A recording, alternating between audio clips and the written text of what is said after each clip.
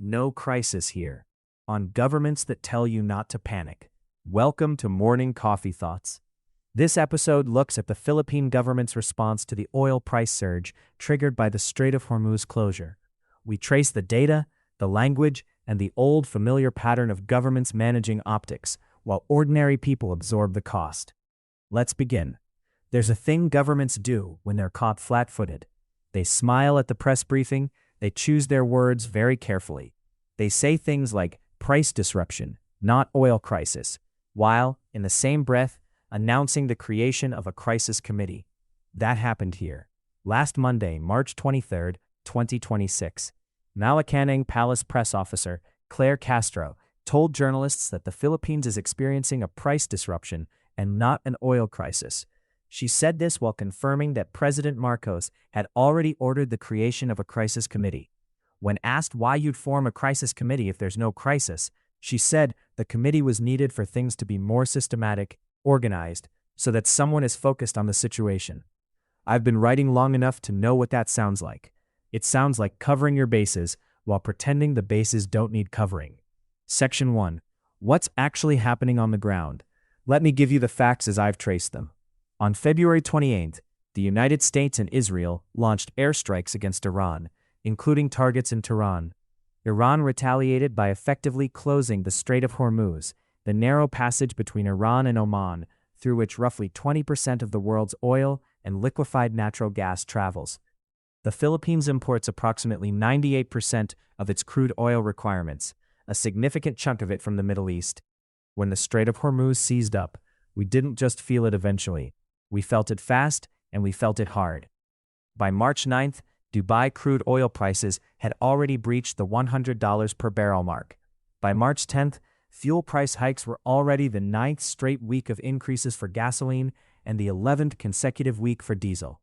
Pump prices for diesel surged between 17.50 pesos and 24.25 pesos per liter in one round alone. As of this week, the DOE is projecting diesel could spike as high as 134.30 pesos per liter, and gasoline up to 112.40 pesos per liter. Jeepney drivers are skipping meals to make ends meet, and the palace says there's no crisis. Section 2. The anatomy of a government reassurance. I want to be fair here. I am a blogger, not a journalist, and I'm connecting dots from publicly available information, but the pattern I'm seeing is not new. When President Marcos himself warned on March 7th that the country's oil reserves are sufficient for only 50 to 60 days, he was acknowledging a structural vulnerability loud and clear. The Philippines, with its 98% import dependency on crude oil, has virtually no buffer when a global choke point snaps shut. MUFG Research flagged this bluntly. They see the Philippines as facing not just higher oil prices, but a potential looming energy shortage, with the peso vulnerable enough to breach the 60 pesos to $1 level. It already did, on March 19th. Then, after all of that, DTI Trade Secretary Cristina Roque told the public there is no need for the public to panic or hoard. I understand the logic. Panic buying genuinely does drive prices up and destabilize supply chains faster. That part is real. But there is a difference between managing public behavior and managing public perception to avoid political embarrassment. One of those is governance, the other is optics. Section 3. This is an old playbook. On March 28, 1979, a partial nuclear meltdown began at 3 Mile Island, a nuclear power plant sitting on a small island in the Susquehanna River near Harrisburg, Pennsylvania. It was the worst nuclear accident in American history. The reactor core partially melted after coolant water drained and fuel rods overheated. For days, the surrounding communities had no clear picture of what was happening, because the people managing the information were not telling the full story. The utility company's first public statement was that everything is under control and there was no danger to those outside the plant. Within days, the governor himself had to revise his own position, saying the situation was more complex than the company first led us to believe. Despite official assurances that only about 12,000 people needed to leave, over 140,000 evacuated the area on their own.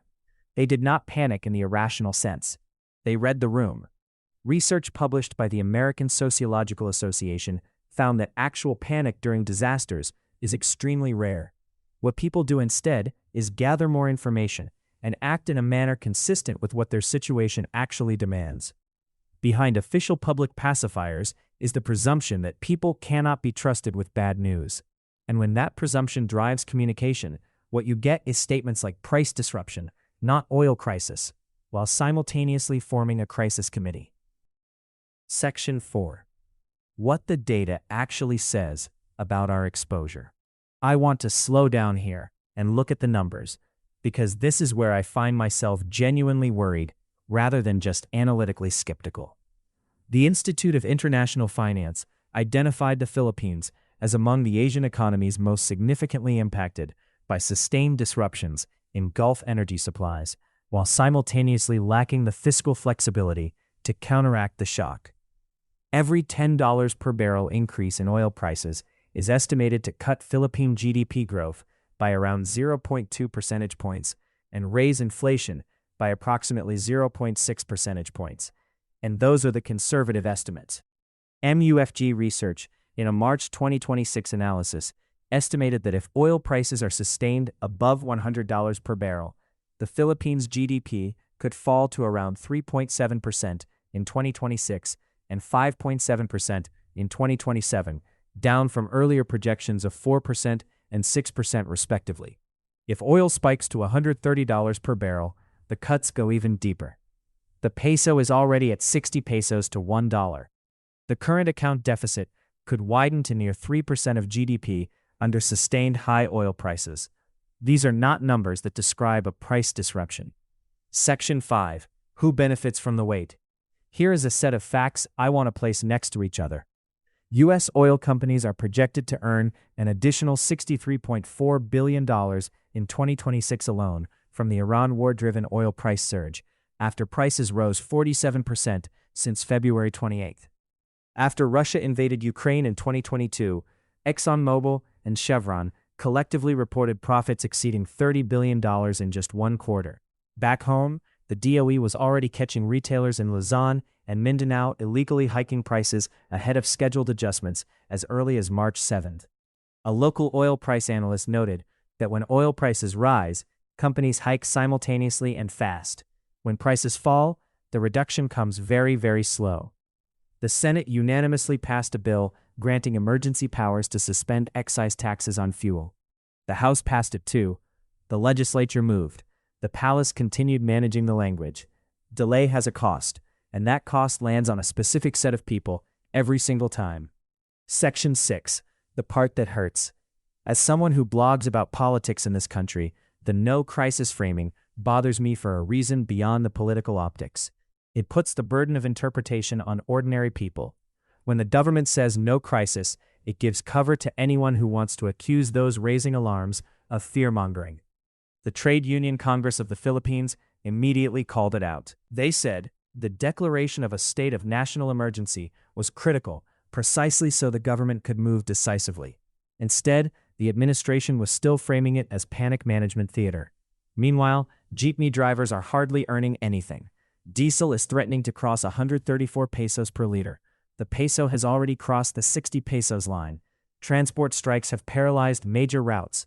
An opposition bloc called the government response grossly ineffective and purely reactive. The crisis committee, formed after weeks of denial, exists now on paper, but has no announced members, no timeline, and no disclosed mandate. Section 7. The question I can't shake. I keep coming back to this. Why does it matter what a government calls something? It matters because naming a thing correctly determines how fast you move. A price disruption gets a monitoring committee. A crisis gets emergency powers, emergency imports, emergency subsidies, and emergency communications that actually level with the public. 3 Mile Island taught us that confused communications from government are far more damaging than honest disclosure from the start. Filipino commuters, drivers, market vendors, and workers are doing the same thing right now. They are making their own calculations. They are watching diesel cross 120 pesos per liter in some stations. They are watching their peso buy less at the palenque every week. When your government tells you not to panic, it has already decided something about you. It has decided you cannot handle the truth. That the best use of a crisis is not to solve it, but to manage how it looks. The question isn't whether there's a crisis. The question is, what are you going to do with the truth once the government finally admits it? That wraps up this reading from Morning Coffee Thoughts. This was voiced using AI, created for listeners who prefer audio while going about their day. If this made you think, share it forward, and we'll see you on the next one.